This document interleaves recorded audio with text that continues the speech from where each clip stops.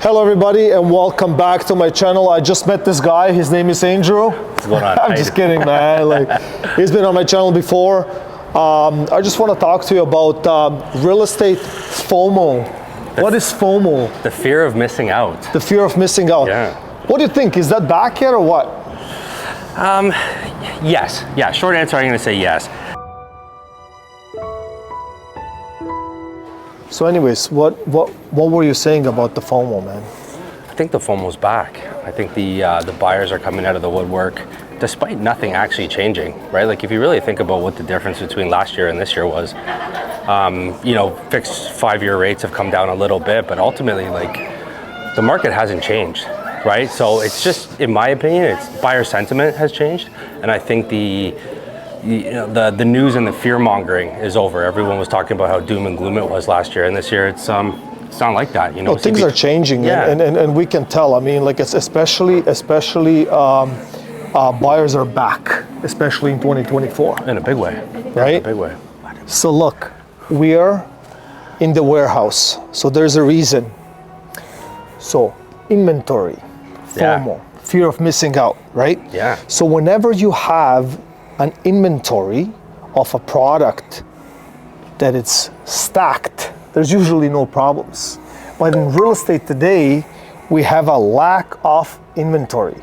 That's you agree? That's creating the FOMO. That's creating the FOMO, That's the thing, right? And like I said earlier, the issue is becoming, not that things are changing in the market, but the buyer sentiment has changed. So now that people are more willing to make that move, to jump off the fence, to get back into the market, everyone's coming to do it at the same time, and inventory hasn't gone up, right? So now you have an onslaught of buyers jumping into the exact same amount of inventory that we've had for the last few months, right? At least 6 to 8 months, right? So it's creating another sense of urgency. You're seeing multiple offers. We have the famous ones of 85 offers, things like that, but that's becoming commonplace. Yeah. So that is and especially like if you have a good product, right? Like a good product, it will sell. Of course. No matter what. And then another vacuum issue that is happening right now, and you probably hear it all over news and stuff like that, is the interest rates will eventually go down, right? Yeah, I think they're kind of predicting like, late spring, early summer, like a June kind of interest rate decline. Hopefully, fingers crossed, but we'll see. So hopefully. So the people that have been in the market and they have been through all of this chaos, they're holding onto their properties, right? Yeah. Now, they're not selling. The inventory is very soft, which obviously creating that vacuum, that pressure. Interest rates are going down. So it's fair to say that if interest rates suddenly go down, or even the thought of the interest rates softly declining, it will definitely spike up and our market will be hot. Well, that's kind of what we're seeing right now, because like I mentioned earlier, the interest rates haven't gone down, right? The 5-year fixed rate's gone down a little bit, but the thing is that the buyer sentiment's changed. I keep saying it, but it's the truth, right? Like the news is not reporting on like prices are down year over year, the inventory's down year over year. The reality is that, they've stopped saying that, and they're like, interest rates are coming down, and so the messaging has changed. And because the messaging has changed, buyers have really taken notice of that, and they're more confident in making a purchase. Like I said, nothing's actually changed. Their payments are virtually the same, which is sometimes up to 3 times as much as they were paying before, when interest rates were sub 2%, right? So it's going to be interesting to see what happens this year. But I think I have clients personally like that are right now are looking at buying a townhouse in Oakville or Mississauga, and we're seeing units that are coming up and selling in under a week, right? Which wasn't happening in October, November, December, right? So 100%. Things have changed, and things are definitely picking up in the market. I think the only one of the benefits is buying at this particular price, right? Because let's say we throw a number out there. Let's say we throw $1 million in today's pricing, right? And you require 20% to qualify. That's $200,000.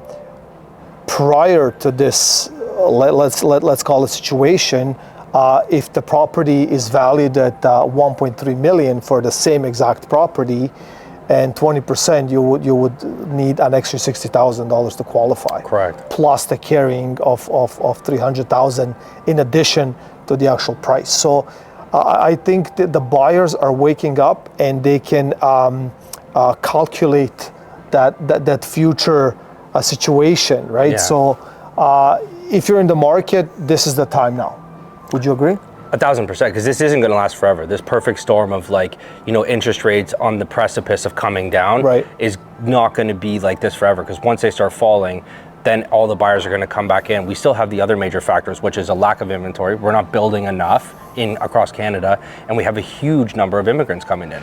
So when you add more people and take away the new product coming out, that's a double threat in terms of like lack of inventory and creating a mass price increase, right? So that's the situation we're in right now on like a micro scale or macro scale, and it's just an opportunity now for buyers to get in before everybody else does, because that's what's going to happen. Yeah, and I would also like to add that like pre-construction or new condominiums, obviously you have to kind of investigate the builder and the developer and all of that stuff on a scale and to see where the project is at. But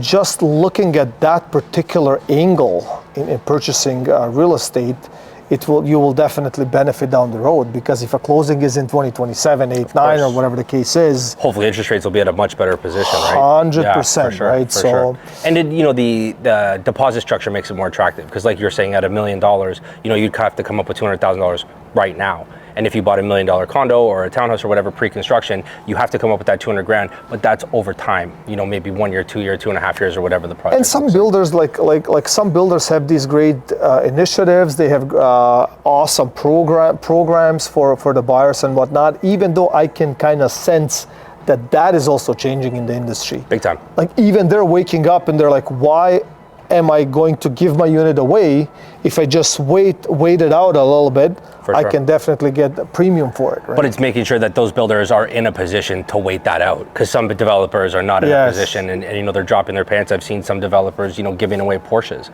right? And at what point are you gold bars, Rolex watches, are you're crazy, what are we talking? right? What is this, like a Happy Meal? Do you get like it's not a Happy Meal, it's real estate. Like, just give me that money off the price. Exactly. You know what I mean? Like, what are we talking about? So, yeah, but they're trying to find attractive ways, because like to somebody, we're talking about it till they won.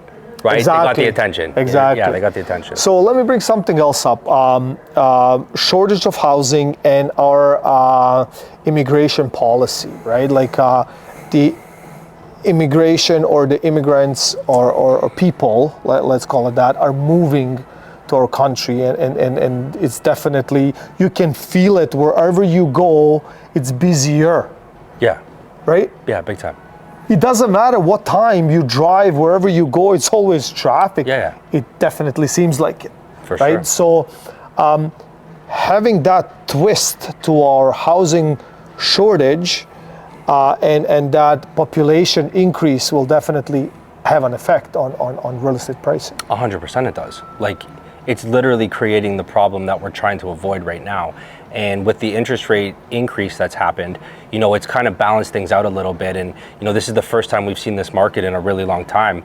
And so there's other outside influences involved now, because at one point, prices were really high, but interest rates were really low. And then on the flip side, we've had interest rates really high and prices come down. But what we have now is the inflation.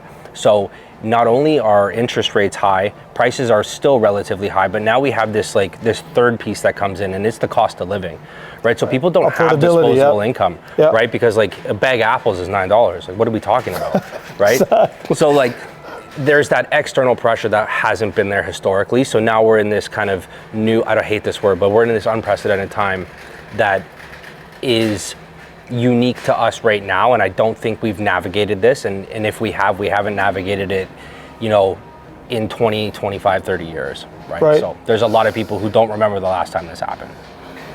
So basically, we're in these times, and they will probably change to better, and let's hope and let's think towards that direction.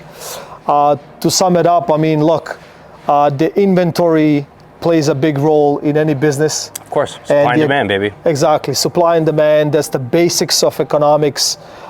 If you like these kinds of videos, for our support, please like, share, and Subscribe. It helps with the algorithm, man. thank Please do you it. so much. I Alex, appreciate my it. guy. Okay, brother. Appreciate you.